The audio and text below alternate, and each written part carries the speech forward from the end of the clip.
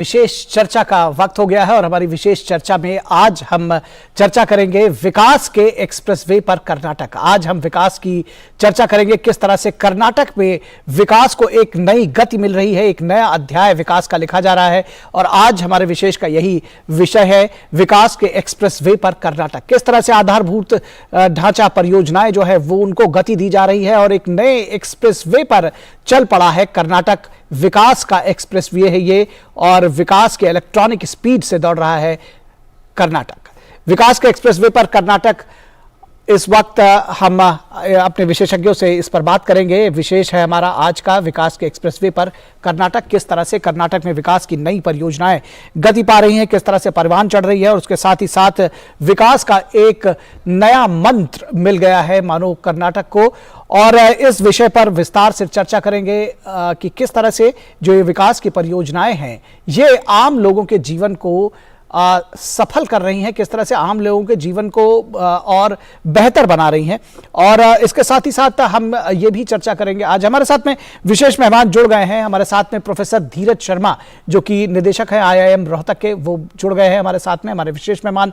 और साथ ही साथ डॉक्टर अनिल कुमार जो कि प्रोफेसर हैं SRCC Shri Ram college of commerce नई दिल्ली के, वो भी हमारे साथ जुड़ चुके हैं। प्रोफेसर अनिल कुमार और प्रोफेसर धीरज शर्मा, दोनों लोगों का बहुत स्वागत है। प्रोफेसर धीरज, अगर आपके साथ इस चर्चा की शुरुआत करना चाहें, जो आज जिस तरह से कर्नाटक में आपने देखा कि एक के बाद एक तमाम नई परियोजनाओं को गति दी गई है, तमाम जो इससे पहले की जो परियोजनाएं जिनकी शुरुआत की गई थी उनका लोकार्पण किया गया है। और इसमें खास तौर पर जो रेल से जुड़ी हुई परियोजनाएं हैं, चाहे वो विद्युतीकरण हो रेल लाइनों का, उसके साथ ही साथ जो रेल ट्रैक्स के विस्तार की बात कही जा रही है, और उसके साथ ही साथ बात एक्सप्रेस वे के निर्माण की भी कही जा रही है। तो आधारभूत ढांचा को गति देना क्या एक नया मंत्र मिल गया है सरकार को, जिस पर वो लगातार बहुत तेजी से आगे बढ़ रही है? जी, इसको हम कहते हैं विजिबल इंफ्रास्ट्रक्चर। जो विजिबल इंफ्रास्ट्रक्चर है वो एक आम नागरिक को यह दिखाता है कि देश में क्या प्रगति हो रही है। जब आप एक नई सड़क बनाते हैं तो लोगों को दिखाई देता है कुछ काम हुआ है। नया एक रेलवे का प्लेटफॉर्म बनाते हैं या नई एक रेलवे लाइन बिछाते हैं, ये लोगों को दिखता है। परंतु दिखने के अलावा सबसे जरूरी चीज ये है कि इसका उपयोग भी होता है। आप आज भी अगर देख लें कि अगर कर्नाटका को पकड़ लें हम, कर्नाटका इस देश की टॉप 5 GSDP के हिसाब से देखेंगे तो जिसे हम कहते हैं ग्रॉस स्टेट डोमेस्टिक प्रोडक्ट, उसमें 5वें नंबर पे। तो एक बहुत बड़ी इकोनॉमी है। अभी वहां के चीफ मिनिस्टर ने भी कहा है कि $1 trillion economy Karnataka alone has to be. मुझे ये लगता है कि अगर इस सपने को हमने पूरा करना है तो स्टेट्स की कंट्रीब्यूशन बहुत जरूरी रहेगी। इसको मैं लिंक करूंगा, जो बजट में इस बार प्रावधान किया गया है कि स्टेट्स के लोन्स, जो सेंटर स्टेट्स को लोन्स दे सकता है, उसके ऊपर विशेषकर उसके ऊपर प्रावधान किया गया है। तो स्टेट और सेंटर अगर टुगेदर दे वर्क टुगेदर, इकट्ठे काम करेंगे, तभी हमारा जो $5 ट्रिलियन इकोनॉमी का सपना फॉर इंडिया वो हो पाएगा। तो जो स्टेट्स है महाराष्ट्र, उत्तर प्रदेश, कर्नाटका, गुजरात, इनका एक बहुत ही महत्वपूर्ण रोल रहना, तमिलनाडु महत्वपूर्ण रोल रहने वाला है। तो प्रधानमंत्री ने वहां जाकर ये जो विकास के लिए ये इंफ्रास्ट्रक्चर के ऊपर फोकस किया है, ये प्रेपरेशन है for Karnataka to become a $1 trillion economy and for India to become a $5 or $6 trillion economy going forward. जी, तो $5 ट्रिलियन इकोनॉमी की बात कही जा रही है, उसके लक्ष्य को सामने रखा है प्रोफेसर अनिल कुमार। जब डबल इंजन की सरकार की बात कर रहे हैं, प्रधानमंत्री नरेंद्र मोदी लगातार उसका जिक्र कर रहे हैं, प्रोफेसर धीरज, बल्कि आप ही इस बात को और समझाने की, थोड़ा विस्तार देने की कोशिश करिए कि किस तरह से ये दरअसल फर्क डालता है। प्रधानमंत्री ने कहा कि 6,000 रुपए जब हम भेजते हैं केंद्र सरकार से, तो 4,000 रुपए किसान कल्याण की योजनाओं का जिक्र कर रहे थे कि वो 4,000 रुपए कर्नाटक सरकार भी दे रही है। कितना फर्क डालता है ये जो डबल इंजन की सरकार की जो बात कही जा रही है? बिल्कुल जी, ये तो बहुत बड़ा, at the end of the day ये भागीदारी से ही देश चलता है। जन भागीदारी को हमने मिस कर दिया अभी जो सेंटर और स्टेट, उसके अलावा आम जनता, सरकार जो है वो एक दिशा दिखा चुकी है कि उसका फोकस इंफ्रास्ट्रक्चर के ऊपर है। उन्होंने इस साल कैपिटल इन्वेस्टमेंट के लिए बजट में भी 33% वृद्धि की है। तो फोकस ही यही है कि इंफ्रास्ट्रक्चर बनाया जाए। जब इंफ्रास्ट्रक्चर बनाया जाएगा तो जो कारोबारी लोग हैं या आम नागरिक हैं वो उसका फायदा उठा पाएंगे। जब आप एक सड़क बनाते हैं तो उससे टोल से रेवेन्यू भी आती है जी। वो रेवेन्यू से ही उसकी भरपूर उसका जो कॉस्ट है वो रिकवर होगा। तो ये जो इन्वेस्टमेंट्स हैं और ये जो डबल आप बोल रहे हैं कि डुअल गवर्नमेंट, ये इसके बिना तो काम चल ही नहीं सकता। इसीलिए वही स्टेट्स में ज्यादा प्रगति हो पाएगी जो केंद्र के साथ तालमेल बनाकर चल पाएंगी। जो केंद्र के साथ तालमेल नहीं होगा तो दोनों के बीच में वो जो सिनर्जी नहीं होगी, और सिनर्जी नहीं होगी तो स्कीम्स का जो भरपूर फायदा वहां की जनता को मिलना चाहिए वो नहीं हो पाएगा। जी, $5 ट्रिलियन इकोनॉमी की हम बात लगातार कर रहे हैं, अर्थव्यवस्था को गति देने की बात कर रहे हैं। प्रोफेसर अनिल कुमार, किस तरह से देश की अर्थव्यवस्था को गति दे रही हैं ये सड़कें, ये जो रेल परियोजनाएं हैं, ये किस तरह से गति दे रही हैं, और किस तरह से $5 ट्रिलियन इकोनॉमी की जब बात करते हैं तो ये उसमें एक बूस्ट देंगी? पिछले 5 सालों से मैं देख रहा हूं कि मोदी सरकार का जो रुझान है वो इंफ्रास्ट्रक्चर डेवलपमेंट की ओर है। इंफ्रास्ट्रक्चर डेवलपमेंट में या कैपिटल एसेट्स में जितना हम इन्वेस्टमेंट करते हैं उसका मल्टीप्लायर इफेक्ट होता है, तकरीबन 2.5 और 3% के आसपास। तो आज इंफ्रास्ट्रक्चर डेवलपमेंट एक मैं समझता हूं कि समय की मांग है, और जो आज प्रधानमंत्री जी ने जो इनॉग्रेशन उद्घाटन किया है बेंगलोर और मैसूर के हाईवे का, उससे अब समय में भी तकरीबन आधी बचत है। 4 घंटे जो पहले लगते थे बेंगलुरु से मैसूर जाने में, अब 2 घंटे लगेंगे। इससे न केवल समय की बचत होगी बल्कि इससे लॉजिस्टिक कॉस्ट में भी कमी होगी।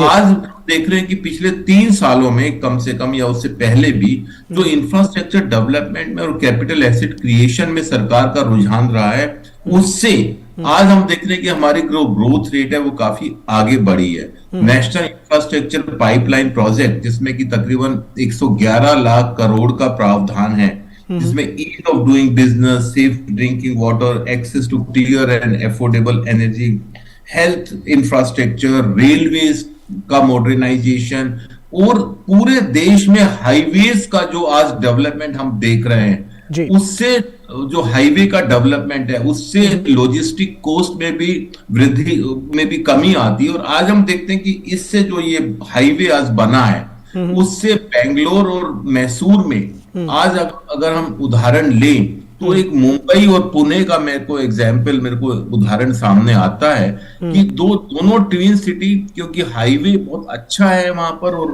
क्योंकि उसका विकास हुआ है उसमें समय कम लगता है, तो पुणे बहुत अच्छे विकास के रूप में एक शहर के रूप में सामने आया है। तो मेरे को लगता है कि आज जो ये एक्सप्रेस वे का उद्घाटन हमारे प्रधानमंत्री जी ने किया है उससे मैसूर और उसके बीच में जो कनेक्टेड सिटीज हैं, जिसे मांड्या का मेरे जहन में सामने आता है नाम, एक शुगर सिटी के नाम से ये मशहूर रहा है।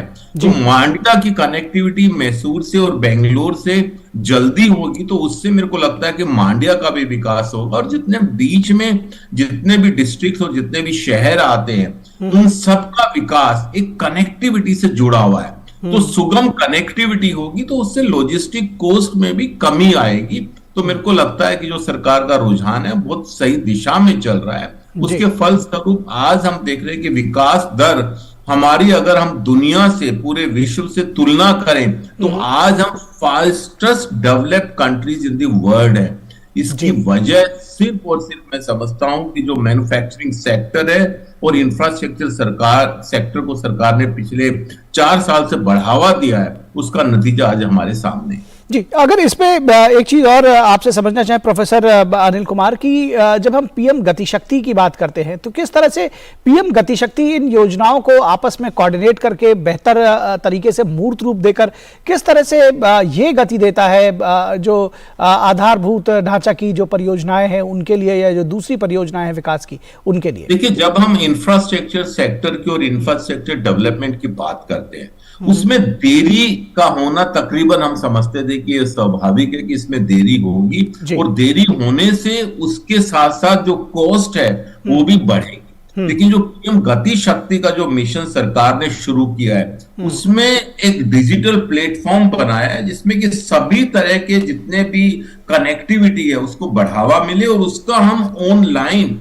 डिजिटल वे में उसका हम मॉनिटरिंग कर सके, लाइव मॉनिटरिंग, फाइल्स के थ्रू नहीं, पेपर्स के थ्रू नहीं, एक डिजिटल प्लेटफॉर्म क्रिएट किया है जिसमें on daily basis the monitoring is possible. और उससे आज हम जो देख रहे हैं पिछले 3 सालों में जो हमें जो सुगमता हुई है इंफ्रास्ट्रक्चर डेवलपमेंट को टाइम से पहले खत्म करने की, उसका आज हम नतीजा देखते हैं। और उसके साथ साथ जो ये पीएम गति शक्ति प्लेटफॉर्म जो क्रिएट किया है, उससे जितने भी एजेंसी है, क्योंकि जब भी हम इंफ्रास्ट्रक्चर की बात करते हैं उसमें काफी एजेंसीज इन्वॉल्व होती है, उसके बीच में कोऑर्डिनेशन होना जरूरी है। तो एक प्लेटफॉर्म मेरे को लगता है कि बहुत एक सही दिशा में एक उचित कदम है जिसके फलस्वरूप ही ऐसा मुमकिन हो सका है। जी जी जी, निश्चित तौर पर। प्रोफेसर धीरज शर्मा, एक बात आपसे चलते चलते समझना चाहेंगे कि जब ये कहा जा रहा है कि इन तमाम परियोजनाओं को, जिस तरह से प्रधानमंत्री ने भी कहा कि अब वो जिन परियोजनाओं का उद्घाटन करते हैं वो उनका शिलान्यास करते हैं, वो उनका लोकार्पण भी करते हैं उद्घाटन के साथ साथ, ये एक नई जिसको कहते हैं परंपरा ये कहा जा सकता है। उन्होंने आईआईटी धारवाड़ के विशेष संदर्भ में कहा कि कोरोना काल में भी इसको बनाया गया और इसका काम बिल्कुल नहीं का। राजनीतिक इच्छा शक्ति का भी आप देखते हैं कि ये भी एक वजह होती है कि इस तरह के प्रोजेक्ट जो है वो बिना रुके आबाद गति से आगे बढ़ते रहे। देखिए कि अगर प्रोजेक्ट डिले हो जाता है, हम लोग पहले सुना भी करते थे कि ब्रिज बनना है उसको 10 साल लगे, 15 साल लगे। गति तो एक बहुत जरूरी चीज है, पेस, बिकॉज लोगों की अपेक्षा है कि जब एक चीज का उद्घाटन हो गया है तो वो जल्द से जल्द वो पूरी हो और लोग उसका फायदा उठा पाए जी। चाहे वो रोड हो, चाहे वो ट्रिपल आईटी धारवाड़ जो जिसकी हम बात कर रहे हैं जी। जब वो एक उसका शिलान्यास हो गया तो वहां पर फिर लोगों की अपेक्षा है कि वहां डेवलपमेंट हो, वहां पे बच्चे पढ़ने शुरू हो, उनकी सीटों में वृद्धि हो, लोगों को अपॉर्चुनिटी मिले। ऐसा आपको पता है कि एजुकेशनल इंस्टीट्यूशंस, अच्छे एजुकेशनल इंस्टीट्यूशंस के अंदर भर्ती लेना या उसमें आना एक बहुत ही बड़ी एक उपलब्धि मानी जाती है। बिल्कुल। तो लोगों के लिए ये बड़ा एक पॉजिटिव मैसेज होता है कि एक और अपॉर्चुनिटी क्रिएट कर दी। इसको मैं लिंक करूंगा ईडब्ल्यूएस से भी। ईडब्ल्यूएस से और कोई फायदा, बेयर मिनिमम जो फायदा ये हुआ है कि आपने सीटें बढ़ा दी कि जो एजुकेशनल इंस्टीट्यूशंस ने एक्स अमाउंट ऑफ सीट, अब वो एक्स प्लस समथिंग हो गया। लोगों को, बच्चों को पढ़ाने के लिए एक और एडिशनल अपॉर्चुनिटी मिल गई। The competitive environment reduces a little bit, it provides opportunity कि लोगों के बच्चे जाकर पढ़ पाए। परंतु जो हम अभी बात कर रहे हैं कि द इंपॉर्टेंट चीज जो पीएम की इस विजिट में और ये जो इन्होंने वहां पर जो प्रोजेक्ट्स जो जिनका इन्होंने उद्घाटन किया है, जिनको आगे बढ़ाया है, उसका यह है, it is signalling is very important. Bangalore is a very important city for India जी। मेरे ख्याल से 27 से 30 यूनिकॉर्न बैंगलोर में है, $1 बिलियन कंपनीज जो कि पिछले 5-7 सालों में बड़ी हुई हैं। जी जी जी। 27 से 30 यूनिकॉर्न बनाने के लिए उन यूनिकॉर्न्स की भी एक अपेक्षा है कि वहां पर एक हाई क्वालिटी इंफ्रास्ट्रक्चर हो। बिल्कुल। हम सब जानते हैं कि वहां पर जो रोड्स हैं वो उनकी चोकिंग होती है, वहां पर ट्रैफिक बहुत ज्यादा है और अभी फ्लड्स में वहां पर काफी डिफिकल्टी भी आई। तो मेरे ख्याल से जब प्रधानमंत्री ऐसे प्रोजेक्ट्स को शिलान्यास करते हैं तो एडिशनल एक रिस्पॉन्सिबिलिटी बन जाती है स्टेट गवर्नमेंट की कि उसकी मॉनिटरिंग प्रॉपर करके उसको जल्द से जल्द पूरा करें ताकि लोगों को राहत मिले। जी बिल्कुल। एक्सपेंशन ऑफ द सिटी, जैसे दिल्ली से गुड़गांव है, गुड़गांव से मानेसर है, एक एक्सपेंशन मिल जाता है। तो मेरे ख्याल से ओवरऑल ईजिंग ऑफ सिटी होगा, एक कंड्यूसिव एनवायरनमेंट बनेगा, एक पॉजिटिव बिजनेस क्लाइमेट बनेगा एंड बेंगलोर में इन्वेस्टमेंट और आएगी। मुझे लगता है उससे ओवरऑल देश को भी एक इकोनॉमिक प्रगति मिलने की एक दिशा मिलेगी। जी बिल्कुल। और यहाँ जो जिस डबल इंजन सरकार की हम बात कर रहे थे, वहां उसका जो महत्व है वो साफ तौर पर देखा जा सकता है ऐसे समय में। बहुत शुक्रिया प्रोफेसर धीरज शर्मा इस तमाम बातचीत के लिए। प्रोफेसर अनिल कुमार, आपका भी बहुत शुक्रिया इस तमाम चर्चा में हिस्सा लेने के लिए, ये इतना इंसाइट देने के लिए बहुत शुक्रिया। और यहाँ रुकेंगे एक छोटे से ब्रेक के लिए।